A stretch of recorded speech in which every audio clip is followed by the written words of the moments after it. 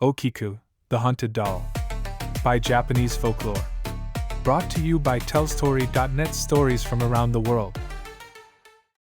The girl was 3 years old when her big brother Aikichi came home from the Sapporo exposition with the most wonderful gift she had ever seen. It was a small doll dressed in a patterned kimono, with a neat black bob cut straight across just below the ears, the style called okappa. Kikuko fell in love with it at once. She named the doll Okiku, and from that day on the two were never apart. Okiku went to sleep beside her, sat beside her at meals, and was carried everywhere Kikuko went. But the winter Kikuko turned 4, she fell sick. A cold became a fever, and the fever crept down into her lungs. The family did everything they could, but before spring arrived, Kikuko was gone.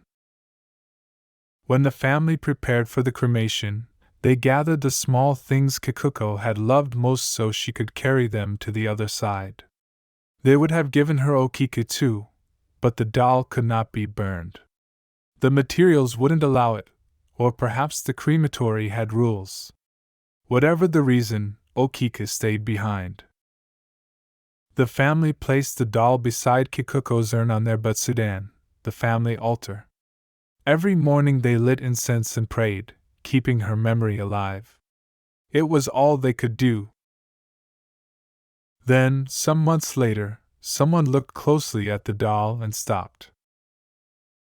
Okiku's hair, once a tidy bob, cropped short just below the ears, had grown.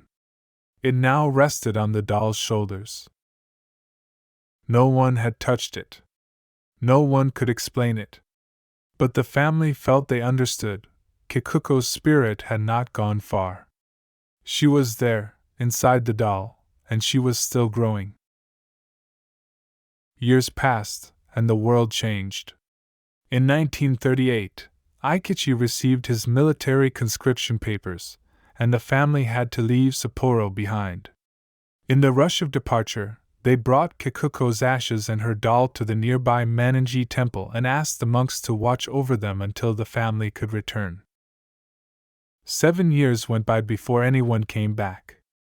When they finally visited the temple, they looked upon Okiku and caught their breath. The doll's hair now fell all the way to her waist. The monks held a quiet ceremony and carefully trimmed it. But the hair grew back. The family made a quiet agreement with the temple. Okiku would remain at Manenji, tended and prayed over. The monks would keep Kikuko's spirit peaceful inside the little doll that refused to be still. Today, Okiku still rests at her temple in Hokkaido. Visitors sometimes study photographs of her and notice something odd. Her painted mouth appears to be in a slightly different position than before. Open, perhaps, where it looked closed. Some have even glimpsed what might be teeth.